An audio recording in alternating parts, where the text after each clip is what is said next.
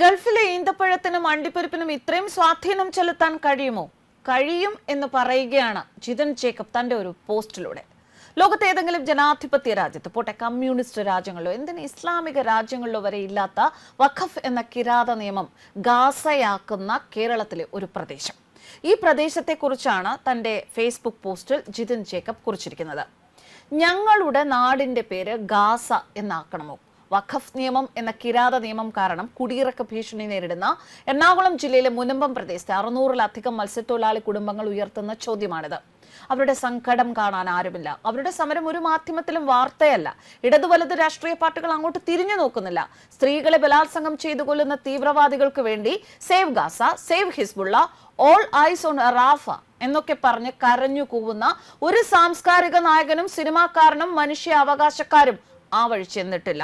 4000 kilometre ദൂരെ കിടക്കുന്ന തീവ്രവാദികൾക്ക് വേണ്ടി പ്രകടനം നടത്തുന്ന, ഐക്യദാർഢ്യം പ്രകടിപ്പിക്കുന്ന, മെഴുകുതിരി കത്തിച്ച് പിന്തുണ പ്രഖ്യാപിക്കുന്ന ഒരു പ്രബുദ്ധനെയും കാണാനില്ല.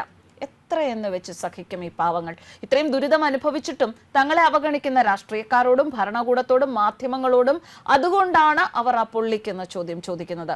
ഞങ്ങളുടെ ദുരിതം കാണാൻ ഞങ്ങളുടെ നാടിന്റെ പേര് ഗാസ എന്നാക്കണമോ എന്ന്. എത്ര അർത്ഥവത്തായ ചോദ്യം, എത്ര അർത്ഥവത്തായ ചിന്താഗതി. കാരണം ഗാസ എന്നു പേരുള്ളതിനെ, അല്ലെങ്കിൽ ഗാസയുമായി റിലേറ്റഡ് ആയിട്ടുള്ള എന്തിനേയും ഇവിടെയുള്ള ഓരോ വ്യക്തികളും, നേരത്തെ പറഞ്ഞതുപോലെ സാംസ്കാരിക നായകന്മാരായാലും രാഷ്ട്രീയക്കാരായാലും ഒക്കെ തിരിഞ്ഞു നോക്കും. പക്ഷേ അതിനേക്കാൾ കൂടുതൽ പ്രശ്നങ്ങൾ അനുഭവിക്കുന്ന നമ്മുടെ നാട്ടിലെ ആൾക്കാരെ അവർ തിരിഞ്ഞു നോക്കുന്നില്ല. അവരുടെ ചോദ്യം തികച്ചും അർത്ഥവത്ത് തന്നെയാണ്.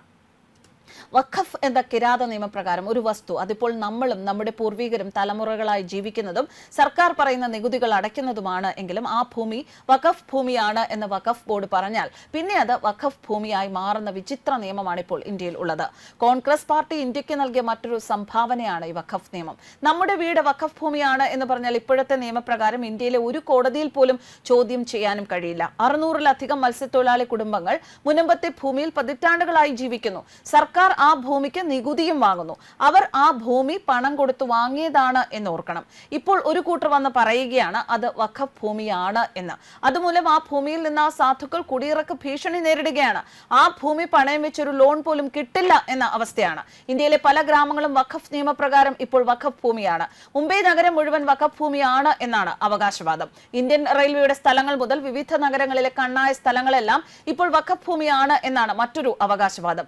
ഇന്ത്യയിലെ കോടതികൾക്ക് പോലും ചോദ്യം ചെയ്യാൻ കഴിയാത്ത കോൺഗ്രസ് സർക്കാർ കൊണ്ടുവന്ന ഈ കിരാത നിയമം പരിഷ്കരിക്കാൻ കേന്ദ്ര സർക്കാർ കൊണ്ടുവന്ന ബില്ലിനെതിരെ കോൺഗ്രസും ഇടതുപക്ഷവും പാർലമെന്റിൽ കാട്ടിക്കൂട്ടിയ ബഹളം ലോകം മുഴുവൻ കണ്ടതാണ്. ഇന്ന് മുനമ്പത്തെ 600-ലധികം വരുന്ന മത്സ്യത്തൊഴിലാളി കുടുംബങ്ങളുടെ ഭൂമിയാണെങ്കിൽ നാളെ ഇവർ എറണാകുളം MG റോഡും കേരള സെക്രട്ടേറിയറ്റും ഉൾപ്പെടെ വഖഫ് ഭൂമിയാണ് എന്ന് പറഞ്ഞുകളയും. അങ്ങനെ പറഞ്ഞാൽ ഇറങ്ങിക്കൊടുക്കാനേ നിലവിലെ നിയമപ്രകാരം പറ്റൂ. ലോകത്ത് ഏതെങ്കിലും ജനാധിപത്യ രാജ്യത്ത്, പോട്ടെ കമ്മ്യൂണിസ്റ്റ് രാജ്യങ്ങളിലോ എന്തിന് ഇസ്ലാമിക രാജ്യങ്ങളിലോ വരെ ഇങ്ങനെ ഒരു നിയമം ഉണ്ടോ? ആ നിയമം പരിഷ്കരിക്കുന്നതിനെ പല്ലും നഖവും കൊണ്ട് എതിർക്കുകയാണ് കോൺഗ്രസും ഇടതു പാർട്ടികളും. എറണാകുളത്തെ മത്സ്യത്തൊഴിലാളികളുടെ വോട്ട് കൊണ്ട് ജയിച്ച MP പാർലമെന്റിൽ പുതിയ വഖഫ് നിയമം നടപ്പാക്കുന്ന ബില്ലിനെതിരെ ഉറഞ്ഞു തുള്ളിയത് നമ്മൾ കണ്ടതാണ്. സ്വന്തം മണ്ഡലത്തിലെ 600-ലധികം മത്സ്യത്തൊഴിലാളി കുടുംബങ്ങൾ അനുഭവിക്കുന്ന ദുരിതം ആ MPക്ക് ഒരു പ്രശ്നമേ അല്ല. അയാൾ പറയുന്നത് വഖഫ് നിയമ ഭേദഗതി ന്യൂനപക്ഷങ്ങൾക്ക് എതിരാണ് എന്നാണ്. ഈ സമരം ചെയ്യുന്ന മത്സ്യത്തൊഴിലാളി കുടുംബങ്ങളാണ് യഥാർത്ഥ ന്യൂനപക്ഷമെന്ന് ആ മറുതയ്ക്ക് അറിയാത്തതാണോ? അതോ അവരുടെ പാർട്ടിയിൽ ന്യൂനപക്ഷം എന്നാൽ മുസ്ലിങ്ങൾ മാത്രമാണോ? ഉത്തരേന്ത്യയിലേക്ക് നോക്കിയിരിക്കുന്ന മാപ്രകൾ ഇതൊന്നും അറിഞ്ഞ മട്ടുപോലും കാണിക്കുന്നില്ല. ചില ദേശീയ മാധ്യമങ്ങളിൽ മാത്രമാണ് വാർത്ത ഉള്ളത്. ഒരു വൈദികൻ പറഞ്ഞതുപോലെ ഗൾഫിലെ ഈന്തപ്പഴത്തിനും അണ്ടിപ്പരിപ്പിനും ഇത്രയും സ്വാധീനം ചെലുത്താൻ കഴിയുമെന്ന് ഇപ്പോഴാണ് മനസ്സിലായത്.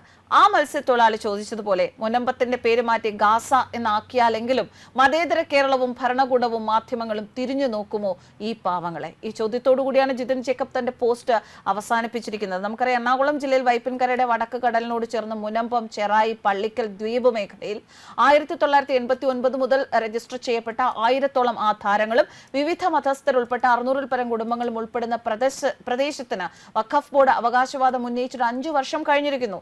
വില കൊടുത്തു വാങ്ങിയ തങ്ങളുടെ സ്വന്തം ഭൂമിയിൽ നിന്നും വെറും കൈയോടെ ഇറങ്ങിപ്പോരേണ്ടി വരുന്ന ഗതികേടിലാണ് അവിടുത്തെ പാവപ്പെട്ട ജനങ്ങൾ. അവരെ കുറിച്ചറിയാൻ അവരുടെ പ്രദേശത്തെ ആ ജനങ്ങളെ ഗാസയിലെ ജനങ്ങൾ എന്ന മുദ്ര കുത്തിയാൽ മാത്രമേ കേരളത്തിലെ ഓരോ രാഷ്ട്രീയക്കാരനും അവർക്ക് നേരെ കണ്ണു തുറക്കുകയുള്ളൂ. ഒപ്പം സാംസ്കാരിക നായകന്മാരും. News desk കർമാനസ്.